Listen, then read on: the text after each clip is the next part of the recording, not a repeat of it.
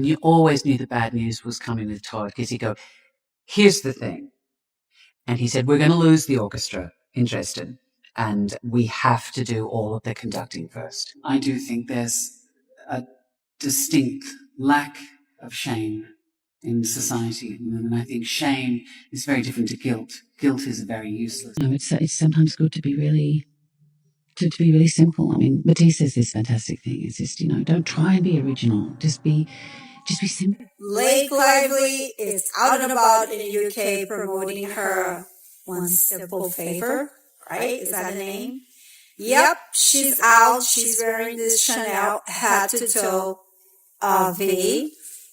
Here's the look. Look at these. They match my outfit. Look at those nails. Wow. Aren't they incredible? Those are amazing. I had time for that. I literally did it while at work. It was a little chaotic. It was worth it. Blake Lively and Ryan Reynolds' alleged pattern of bullying colleagues in Hollywood isn't new, and it doesn't look like it's stopping anytime soon.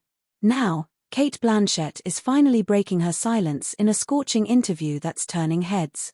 Sources say Blake didn't just challenge Cate's legacy, she allegedly tried to steal it outright. But Cate? She didn't lash out publicly. Instead, she orchestrated a quiet, calculated response that insiders are calling poetic justice. Could this be the moment Blake and Ryan are finally held accountable for years of questionable behavior? Cate Blanchett and Chanel have always been the perfect pairing, like peanut butter and jam. For over a decade, Cate has been the face of the brand, representing elegance, sophistication, and legacy. She's been a staple at Chanel's private fittings and couture shows, and in 2021, she even signed on for the multi-season Women in Cinema campaign.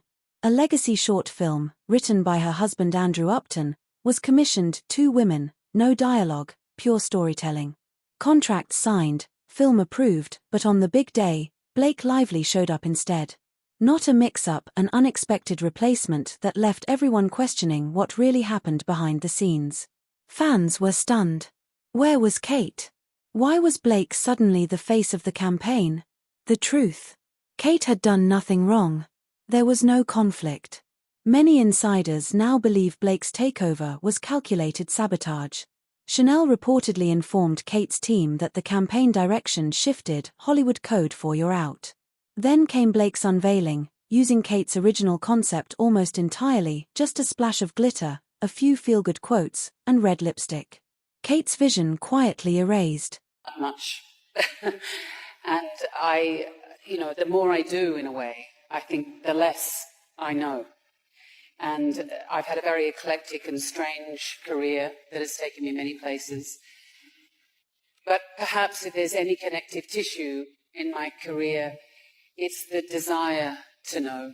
It's the quest to unlock what it means to be human, that strange nub of fearful, joyful uncertainty that it is to be a human being.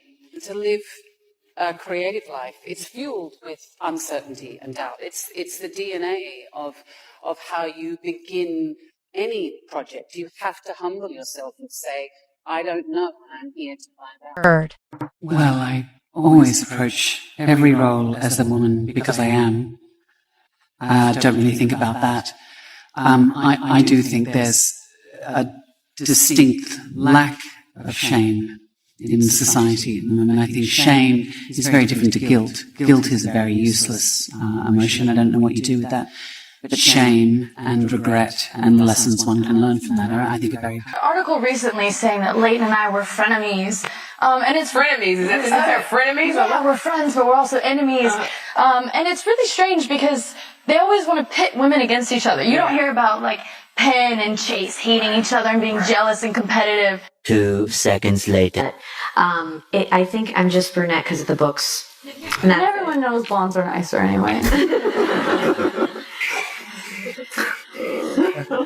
Third moment by me. Remember Savannah. There was another promise was no pet monkey. Yeah. Chuck has a matching pet monkey with coordinating outfits, and I was like, I would love to be part of the show, but I can't act with a monkey. And then I got a few of them. Come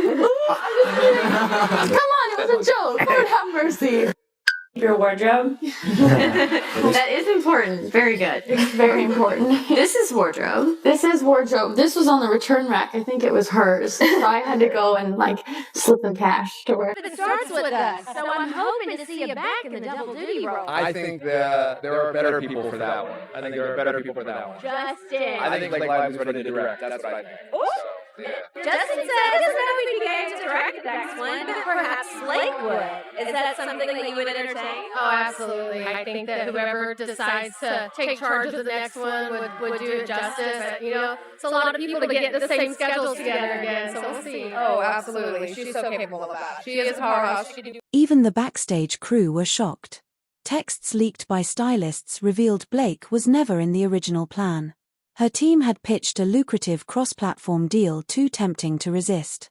After taking the campaign, Blake allegedly worked to frame Cate as outdated while positioning herself as Chanel's fresh new face. In March 2023, a private Paris dinner was set to premiere Cate's husband's short film. 2 weeks before, Chanel announced Blake would be honored instead. Cate attended, head held high. But Blake, seated nearby, was overheard dismissing Andrew Upton's script as kind of outdated. Cate heard it all, silent, heartbroken, but composed. Then came the April 2023 PR slip-up. A feature article referencing Cate's work went live for 3 hours before being pulled. Screenshots spread online. Social media erupted, accusing Blake of erasing Cate's contributions. Cate stayed silent publicly, later accepting a humanitarian award in Berlin. One line from her speech went viral: "There's a difference between honoring a story and owning it as if it were always yours. One builds legacy. The other builds ego." Meanwhile, Blake's campaign unraveled, fans labeling her the villain. Cate, as always, remained poised and professional, proving why her legacy endures. In June 2023, Cate and Andrew quietly premiered a 2-person play at the Sydney Theatre Company. Written by Andrew, directed by Cate, it was intimate, with no PR hype. The play's original title reportedly included lines that weren't meant to be read but was later changed, a subtle nod to Blake allegedly taking credit for Cate's work. No media circus required, the message spoke for itself. Cate handled the Blake and Chanel drama with unmatched grace. But behind the scenes, Blake allegedly has a long history of undermining co-stars and crew when she feels threatened. Subtle digs, inappropriate jokes, and deliberate discomfort, these were common tactics. A resurfaced interview shows Blake making a shocking joke about Leighton Meester and her co-stars, leaving everyone visibly uncomfortable. While they played along on the surface, behind the scenes, tensions were real. The joke was cruel, and body language said it all. Leighton endured years of subtle bullying on Gossip Girl. In 2017, executive producer Joshua Safran admitted there was tension, blaming different personalities, but fans weren't buying it. Then came Armie Hammer's revelation. Blake acted like a diva, demanded things her way, and minor inconveniences triggered meltdowns. He hinted this behavior contributed to his leaving the show, leaving fans stunned. Rumors paint an even darker picture. Allegedly, if Blake didn't like a co-star, she'd manipulate the entire set against them. Penn Badgley reportedly had a rocky start on Gossip Girl due to Blake's influence, but eventually, the truth came out. Justin Baldon claims Blake tried to push him out of directing, rewriting scenes without permission and lobbying Colleen Hoover to replace him, all before lawsuits were filed. Meanwhile, Cate Blanchett stood firm, refusing to be sidelined. So the question remains, is this the beginning of the end for Blake's career?